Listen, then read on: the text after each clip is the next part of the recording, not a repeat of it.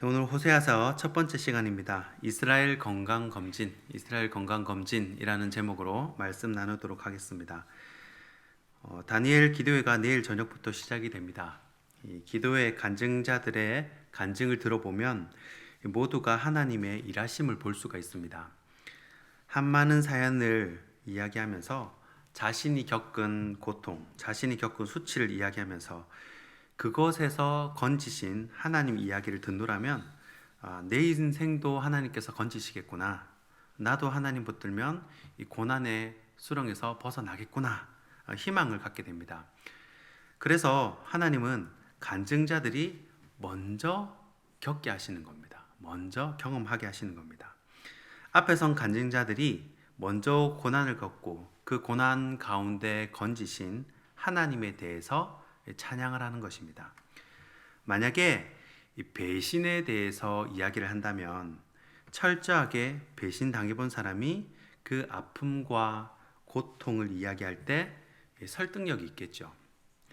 또 가난에 대해서 이야기한다면 가난을 겪어보지 않은 사람이 가난에 대해서 이야기를 한다면 마치 이 빵이 없으면 고기를 먹어라 라는 망언처럼 전혀 공감이 안 될 것입니다. 마찬가지로 하나님은 이스라엘의 배신으로 말미암은 하나님 자신의 마음을 선지자를 통해서 인간의 언어로 알려주십니다. 그래서 호세아 선지자에게 음란한 여자와 결혼하게 하고 또 그 여자가 여전히 음란한 짓을 하고 다녀도 다시 그 여자를 데려오도록 하는 것입니다. 하나님의 마음이 어떠한지 이 호세아 선지자를 통해서 말씀을 하시는 겁니다. 하나님의 감정을 전달하는 거예요. 하나님의 감정을. 그리고 또 하나 이 이스라엘의 죄를 지적해 주십니다. 이 선지자를 통해서 하나님의 감정도 전달을 하지만 또 이스라엘의 죄도 지적을 하시는 거예요. 알면서 나쁜 짓을 하는 사람도 있지만 모르고 짓는 사람도 있습니다. 그리고 나쁜 짓인지는 알지만 좀 누가 나를 말려줬으면 하는 경우도 있습니다. 그때 선지자가 그거 나쁜 짓이야. 하나님이 기뻐하지 않으셔라고 정확하게 말을 해주는 경우도 있습니다. 자, 오늘 본문은 후자의 경우입니다. 후자의 역할이에요. 죄를 지적해 주는 겁니다. 그래서 오늘 새벽은 호세아 눈에 비친 이 북이스라엘의 이 영적 상태, 이 건강 검진을 한번 해보도록 하겠습니다. 첫 번째는 이 최후의 보루가 무너지다입니다. 오늘 본문 1절 말씀입니다. 제사장들아 이를 들으라. 이스라엘 족속들아 깨달으라. 왕족들아 귀를 기울이라. 너희에게 심판이 있나니 너희가 미스바에 대하여 올무가 되며 다볼 위에 친 그물이 됨이라. 아멘. 자, 여기에 심판을 선포하는 세 부류가 나옵니다. 제사장, 이스라엘 족속, 그리고 왕족입니다. 자, 나라 전체가 다 타락을 했다는 말이죠. 왕족은 이해가 됩니다. 너무 가진 게 많으니까 먹고 마시고 즐기다가 타락했구나, 뭐 그렇게 생각할 수가 있겠죠. 그리고 이스라엘 족속도 이해가 됩니다. 세상살이를 하면 때가 묻게 되어 있으니까 뭐 먹고 산다고 그랬겠지라고 생각할 수 있습니다. 그런데 이 제사장이 심판의 대상에 있다는 것은 이스라엘 신앙의 이 마지노선이 무너졌다는 것입니다. 제사장도 타락을 했다는 거예요. 왜 그렇게 됐겠습니까? 호세아는 북이스라엘 출신의 선지자입니다. 북이스라엘 출신의 선지자는 흔하지 않은 일입니다. 보통 선지자는요, 다 남유다 출신이에요. 왜냐하면 북이스라엘의 초대왕인 여로보암이 이 옳은 말을 하는 모든 제사장과 선지자를 쫓아냈기 때문입니다. 자, 북이스라엘 백성들이 솔로몬 이후에 나라가 두 쪽으로 갈려도 1년에 한 번씩 예루살렘에, 남유다에 있는 예루살렘에 절기를 지키러 내려가니까 열왕기상 12장 29절을 보면 여로보암이 자꾸 내려가면 신경이 거슬리잖아요. 그래서 자기 임의로 북이스라엘 땅에 베델과 단에 금송아지를 만듭니다. 그리고 그게 하나님이라 그러고 절기를 여기서 지키라는 거예요. 자, 그러니까 모세 때 경험해봤잖아요. 금송아지 만들다가 호되게 당한. 그러니까 성경을 아는 제사장들과 선지자들은 그러면 안 된다고 강하게 반대를 했겠죠. 그때 지주 있는 제사장들과 선지자는 다 남유다로 내려갑니다. 여로보암이 쫓아낸 거죠. 그러니 이 여로보암이 쓴 방법이 뭐냐면 레위인들이 아닌 일반인들을, 제사장 교육도 받지 않은 사람들을 제사장으로 채용을 합니다. 일단 뭐 급하니까 없으니까 쓰는 거예요. 그러니 아무리 제사장 흉내를 내도요, 세상에서 죄짓고 살던 그 습관이 한 번씩 올라오는 겁니다. 뭐 예전에 그 조폭 출신 그 목사라 그래서 막 영화도 찍고 뭐 대단하게 한 적이 있었습니다. 신문에도 막 나오고요. 그런데 그 주먹 쓰던 성질이 잘 안 바뀌는 겁니다. 그 옛날에 세상에서 살던 그 습성이 웬만큼 잘 안 바뀌는 거예요. 목사 한 수 받고도 화나면 주먹부터 나가는 겁니다. 결국 북이스라엘은요, 이 제사장이든 백성이든 왕족이든 할 것 없이 이 총체적인 이 난국에 부딪히게 되었다라는 것입니다. 자, 북이스라엘의 상황 두 번째는 마음에 든 것이 말로 나온다입니다. 오늘 본문 4절 말씀입니다. 그들의 행위가 그들로 자기 하나님에게 돌아가지 못하게 하나니 이는 음란한 마음이 그 속에 있어 여호와를 알지 못하는 까닭이라. 아멘. 자, 지금 서론이나 배경 설명 없이 바로 이제 호세아 5장으로 와서 좀 헷갈릴 수는 있는데, 지금 배경은 남유다가 아니라 북이스라엘입니다. 그리고 북이스라엘이 망하기 직전의 상황이에요. 좀 전이죠. 북이스라엘 백성들이 하나님께 돌아오고 싶어도 이제는 돌아가지를 못합니다. 이 죄를 지을 때 내가 나를 통제를 못할 때가 있어요. 그럴 땐 누가 나를 좀 잡아줬으면 하는 마음이 듭니다. 누가 나에게 쓴소리 좀 해줘서 신앙생활 똑바로 해라 라는 말을 해줬으면 하는 경우가 있다는 거예요. 그런데 북이스라엘은 다시 돌아가지 못합니다. 그들의 행위가 좀 더 정확하게 말하면 그들 마음속에 든 생각이 하나님으로 가득 찬 게 아니라 음란으로 가득 찼다라고 말하기 때문입니다. 출애굽한 이스라엘의 소원은요, 살집, 땅이죠. 땅과 풍성한 음식이었습니다.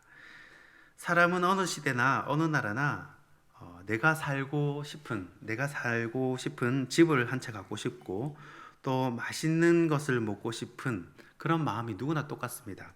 민수기 11장 5절에 보면요, 광야에서 백성들이 이 생선, 오이, 참외, 부추, 파, 마늘 이런 것들을 그리워하는 장면이 나옵니다. 결국 하나님이 이스라엘 백성들에게 집도 마련해 주시고 땅의 풍성한 농산물도 허락해 주십니다. 자, 38년 만에 내 집 장만한 겁니다. 광야 내 이 집 갔다 저 집 갔다가 떠돌이 하다가 38년 만에 내 집 장만한 거예요. 여러분, 그 감격이 얼마나 크겠습니까? 여러분, 첫 집을 샀을 때 그때 마음을 한번 생각을 해 보십시오. 얼마나 기뻤습니까? 그러니까 이제는 내 집도 생겼겠다. 신앙생활도 열심히 하고 수요 예배 새벽기도 안 빠지고 전도 열심히 하고 하나님을 기쁘시게 하며 살아야지, 그런 마음 들 거잖아요. 그죠? 그런데 이스라엘 백성들은 하나님이 주셨어요. 가나안 땅을 줬습니다. 젖과 꿀이 흐르는 땅을 줬어요. 땅도 주고 그 땅의 소산물도 줬습니다.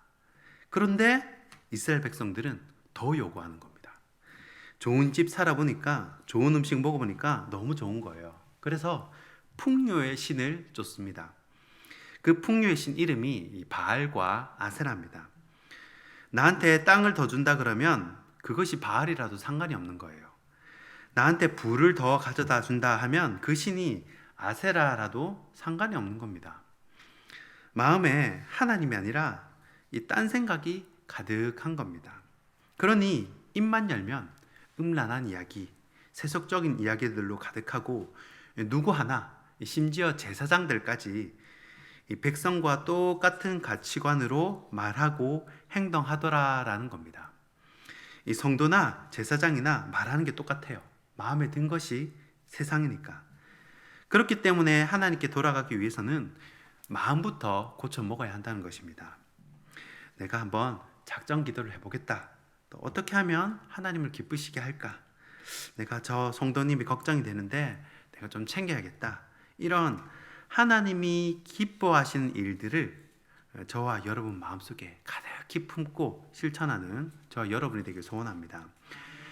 북이스라엘의 상황 마지막 세 번째는 큰 사건 앞에 작은 징조가 나타난다입니다. 오늘 본문 5절입니다. 이스라엘의 교만이 그 얼굴에 드러났느니 그 죄악으로 말미암아 이스라엘과 에브라임이 넘어지고 유다도 그들과 함께 넘어지리라.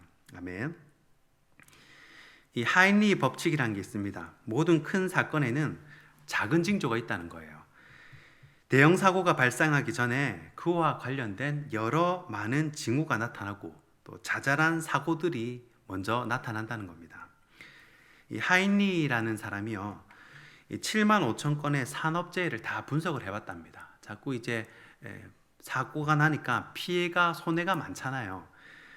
그래서 분석을 해보니까 하나의 대형 사고가 발생하기 전에 같은 원인으로 29번의 작은 재해가 발생을 했고요.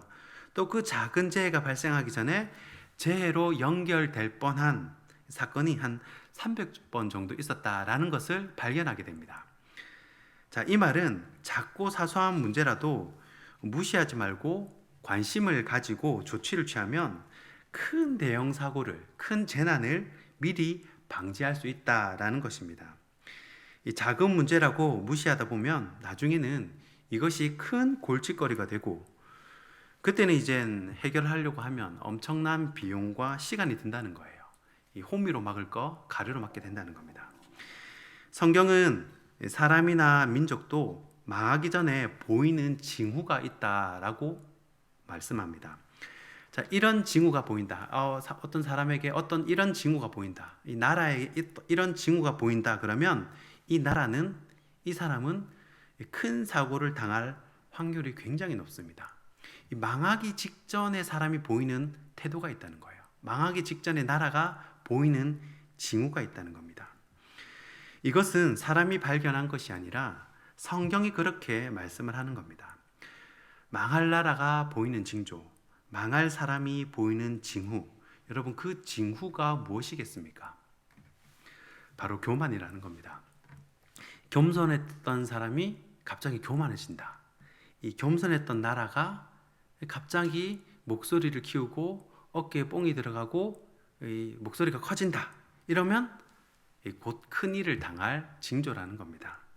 그래서 오늘 본문 5절에 보시면요, 이스라엘의 교만이 그 얼굴에 드러났나니라고 기록을 하죠. 얼굴에 교만이 드러날 정도라고 하면 이미 상태가 심한 것입니다. 보통은 마음에는 좀 교만한 마음이 있어도 말이나 얼굴은 겸손하게 하려고 하는 것입니다. 아이고, 뭐 주님이 하셨죠. 아이고, 그래도 고개를 숙이고 그렇게 하는데 이미 얼굴이 이제 다들은 누가 봐도 이제 티가 다 나는 거예요. 그래서 어떻게 됩니까? 남쪽이든 북쪽이든 다 함께 넘어진다는 겁니다. 이런 징후가 보인 이후에 북이스라엘이든 남유다든 이런 교만의 징후가 보인 후에 멸망의 길, 망조의 길로 들어서게 된다라는 것입니다. 말씀을 정리하겠습니다. 북이스라엘의 상태가 좋지 않습니다. 신앙에 있어서는 최후의 보루인 이 제사장들마저 하나님보다는 세상에 더 마음이 있고 또 백성들은 그 마음 속에 음란이 가득하니까 이 입만 열면 음란이 튀어나오고 사람들의 얼굴에는 눈에 보일 정도로 교만이 가득했다라는 것입니다. 이런 것들이 망조라면 우리는 반대로 하면 됩니다.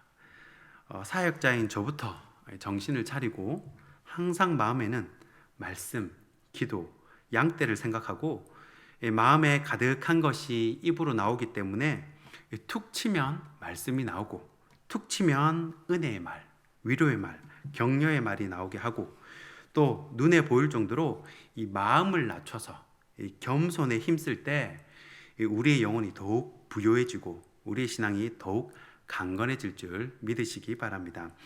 기도하겠습니다. 사랑의 하나님,